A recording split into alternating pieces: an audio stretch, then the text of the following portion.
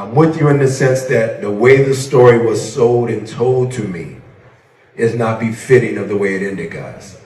So y'all have every right to be like, it didn't end right. So it does seem like it is that time where things start to happen in the power world on social media, and I do wonder, are they gearing up for a big announcement in the future? Because I think we all should know 50 by now. I've said it before over a year ago, sometimes there is method to the madness, which is why in this particular breakdown, I'm going to touch on power origins. But this all stems from Omari Hardwick's recent interview where he spoke about the ending of OG Power, and also 50 Cent's response, but what it could mean for the future in terms of Omari Hardwick returning or maybe not returning. So, in this breakdown, we're going to run through the latest comments, but more so focus on how it would have been the perfect time for him to appear in Tariq's hallucination, and also how I think he could still return in Power Origins, to maybe narrate the show like 50 does for Raising Kanan. So, there is a lot to unpack, and I will be doing an updated breakdown for where we are with Raising Kanan, where we are with Force, along with the Power Book 2 Season 4 character and storyline breakdowns over the next few weeks, which will be a bit more spread out than usual, especially because we all know Ghost returns on September the 6th, which unfortunately is a while away. But let's take a look at what Omari Hardwick recently said. And because it wasn't, y'all have every right to be upset and go, so therefore, thusly, henceforth, Ghost cannot be kaput, because it didn't end the way that we started the show. But had it ended the way that we started the show, then I think you guys would be extremely satisfied with the art, the beautiful freaking art that the show was. It should exist in museums. So, had it ended the way they started the show and the way it was sold, we would have been extremely satisfied with the art, and I will put the full quote up for you guys word for word. But it does seem like Omari wasn't happy with the way Power ended, which isn't anything new. It has already been said in countless of interviews before, but in response, 50 recently said, "He's a strange bird, the fuck is he talking about? I never done nothing but look out for him. If he needed something, I gave it to him." That was 50's response. However, let's just pause. Let's remember that 50 Cent is a marketing genius, and there could always be what I like to call method to the madness. We should all be familiar with 50's game. When he's gearing up to announce something big, why not cause a stare on social media to his 20 million plus followers? I mean, if 50 Cent is actually annoyed, I do feel as if he has every right to be, because it has been said throughout various interviews 50 did help him. However, when it comes to Power, I do think we have to be very cautious, because all may not be as it seems. We don't always have the full picture, so that's just something to bear in mind. But that's also why I do want to focus on the present and future, in terms of a huge missed opportunity in Tariq's hallucination, but how I think Omari could still return in the future and play a role in Power Origins, despite all the recent noise. And I will come back to Omari and 50's comments throughout this breakdown. But let's take a look at a huge missed opportunity in Tariq's hallucination. I'm everything you could be once you start doubting yourself. Stop pretending that people's rules and expectations apply to your life, and be the man that your father was always afraid to be. Now, I do believe this would have been the perfect time to bring Omari Hardwick back, which would have been in Tariq's hallucination. Since the original teaser was released where we saw Tariq standing in Club Truth, the big question was, would Tariq see Ghost? Tariq is back at Club Truth where there were so many contrasting moments in Power between father and son. There were moments of love, and then there were moments of pure hate, because of how their relationship took a turn. And there were a lot of factors involved, such as Tariq's mind being poisoned, making some wrong decisions himself, Ghost's affair with Angela, Kanan's influence, and so much more. But he was basically back where he killed Ghost, albeit in a hallucination. He was back where Power originally started. So, with everything Tariq went through in terms of his evolution and relationship with Ghost, with some of the moments he shared with his father in this exact same club, everything that he's been through in terms of becoming just like his father, where for majority of Power Book 2 Ghost, he's been pretty much in denial. It only kind of seemed right that he finally did see his father. Tariq seeing Ghost in his own club where he finally admits he's just like him. Up to now, you still don't even see me for who I really am. I'm you, Dad! Maybe they could have had even Kanan return, where Tariq is kind of conflicted, where you see Kanan as the devil on Tariq's shoulder, pushing him into the streets, but standing in front of him was Ghost, who was telling him the opposite. Now you understand why I made the decisions I made. You're gonna be a father now, Tariq. So, do the right thing, son. Be the man I know you can be.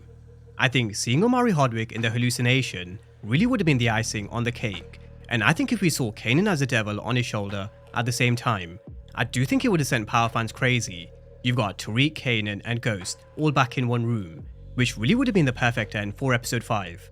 But for obvious reasons, it couldn't happen, which is a shame, because I do think for Tariq's journey to kind of come full circle, especially considering it is the final season of Ghost, I do feel that conversation with Ghost would have been absolutely perfect. You know, seeing Tariq finally admit that he is just like his father, in conversation with the very man he's slowly becoming.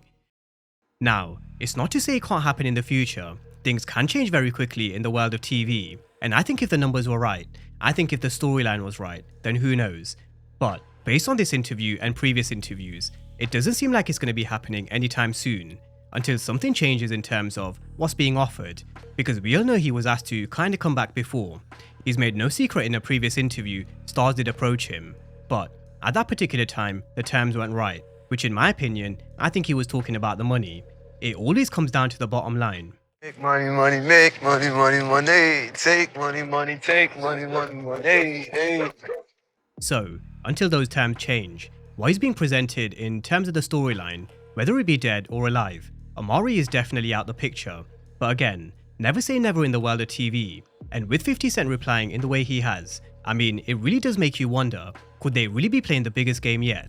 Which now brings me on to Power Origins, which is how I believe Omari Hardwick could return as a narrator to the show, just like 50 does with Raising Kanan.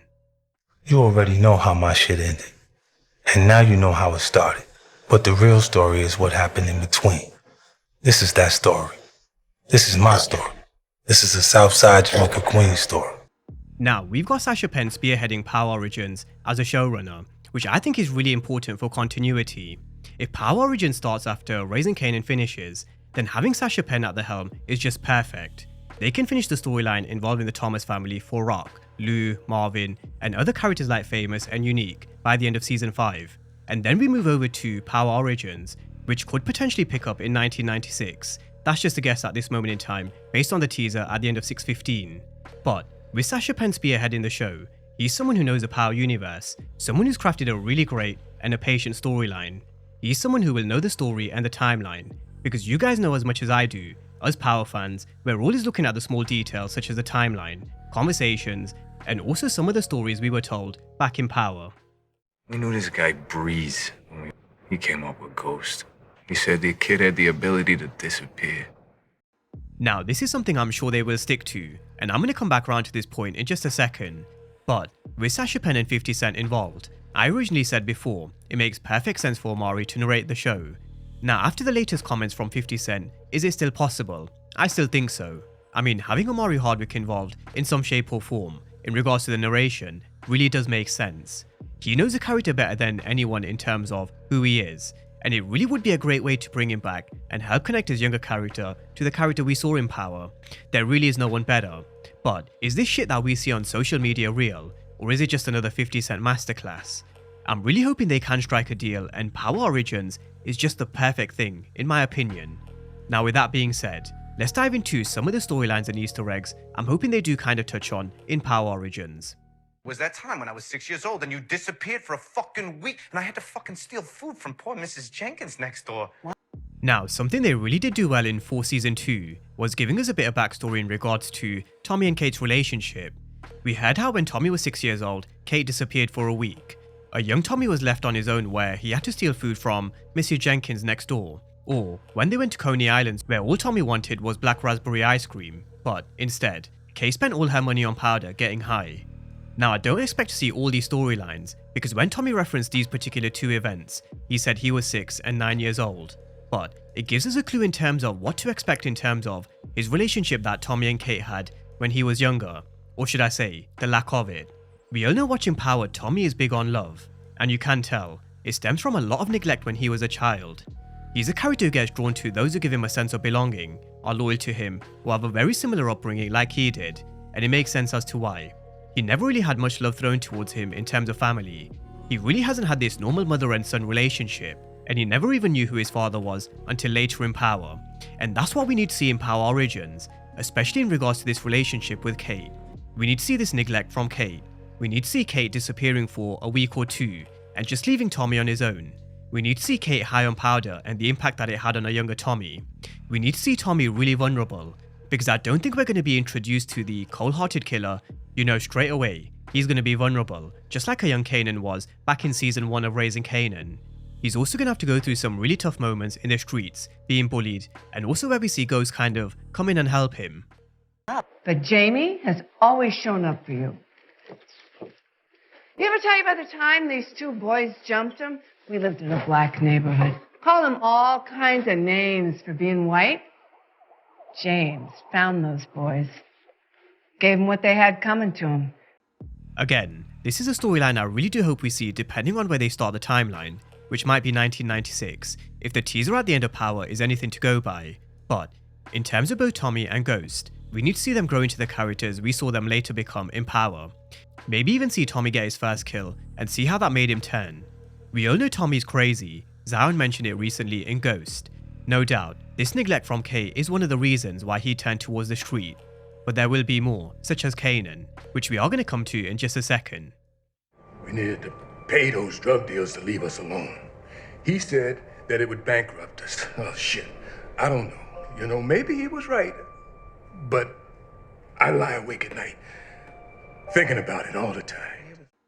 Now in terms of Ghost, there are so many mysteries and so many unanswered questions. Because I mentioned in a breakdown maybe 2 years ago, I don't think all is as it seems. But he was book smart, but vicious with a piece. And it was said throughout multiple conversations across many players in Power that Kanan raised them. Back then, Kanan kept us in line. Taught us the business, made us men. Against a man you raised up to be a gangster. So with that being said, I'm fully expecting the younger Kanan to cross over into Power Origins, especially once Raising Kanan does come to an end, which I personally believe will be after Season 5. We need to see Kanan teaching them the chop shop. We need to see them running the streets under Kanan and Breeze, and where Ghost was able to kind of outrun the cops faster than they could, just like Kanan once told a younger Tariq. And on the topic of Breeze, I do think Power Origins is also where I do believe he'll finally be introduced. I know a lot of you believe Unique is Breeze. I personally don't think so, and only time will tell. But whether he is or not, we need to see Breeze giving a young James St. Patrick his nickname as Ghost. And so something I'm hoping for is they start Power Origins with just James St. Patrick being just James, where he then starts to stick and move, him outrunning the cops, him being able to appear and disappear. One minute you see him coming, the next minute he was gone. Poof.